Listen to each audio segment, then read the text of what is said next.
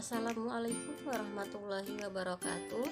Kami dari kelompok 4 yang beranggotakan Said Ramadan, Dini Kartika, Eka Hairani, Gita Yureski, Hazizah, Revina Setia Haryanto, Zahrani Yunifa Putri akan membahas materi tentang antipsikotik, antidepresan, dan anti-epilepsi.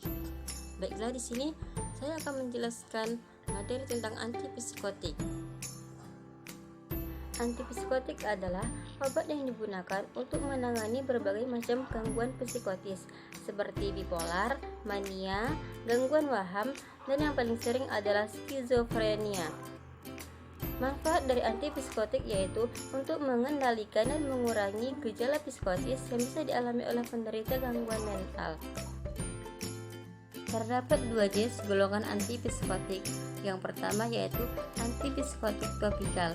Antipsikotik topikal mampu menghambat epilepsi dengan gangguan yang sangat kuat.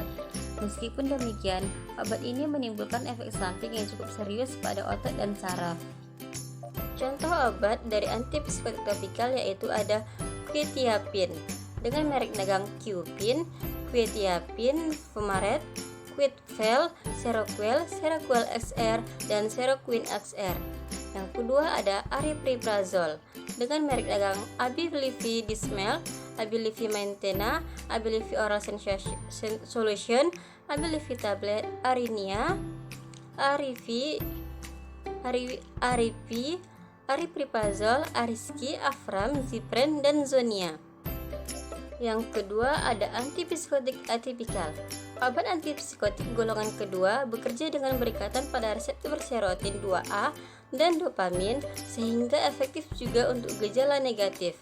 Contoh obat dari antipsikotik topikal yaitu ada clozapine dengan merek dagang Clopin, Clozapine, Clozer, Clorilex, Clozap, Nuzib, dan Sizoril. Yang kedua ada risperidone dengan merek dagang Neripros dan Nodril. Antidepresan. Antidepresan adalah obat yang digunakan untuk menangani depresi. Obat ini bekerja dengan cara menyeimbangkan kandungan senyawa kimia alami di dalam otak yang disebut neurotransmitter sehingga bisa meredakan keluhan dan membantu memperbaiki suasana hati dan emosi. Manfaat dari antidepresan yaitu dapat membantu mengendalikan dan atau mengurangi gejala depresi dan menurunkan tingkat keparahannya. Jenis-jenis obat dan contohnya. Yang pertama ada Selective Serotonin Reuptake Inhibitor atau SSRIs dengan contoh obat escitalopram, fluoxetine, fluoxamine, dan sertralin. Yang kedua ada antidepresan trisiklik atau TCAS dengan contoh obat yaitu amitriptyline, doxepin, dan chloramine.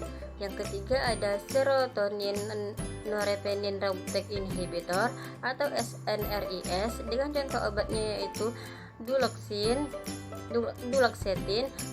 dan venlafaxine.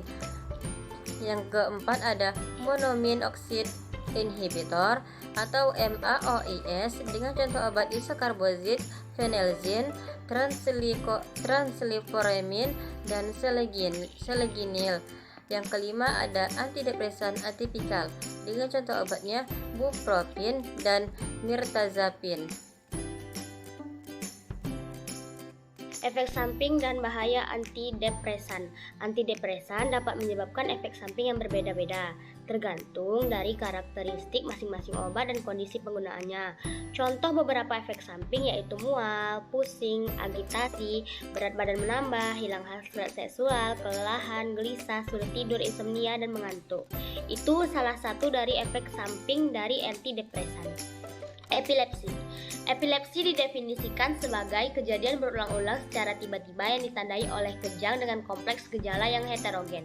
Nah, epilepsi dibagi menjadi 2, yaitu epilepsi parsial. Apa itu epilepsi parsial? Epilepsi parsial serangan terlokalisasi pasien masih dalam keadaan sadar. Yang kedua, epilepsi umum. Epilepsi umum itu melibatkan bagian otak yang lebih luas dan menyebabkan pasien yang tidak sadar. Nah, epilepsi parsial dibedakan menjadi 3, yaitu yang pertama epilepsi parsial sederhana.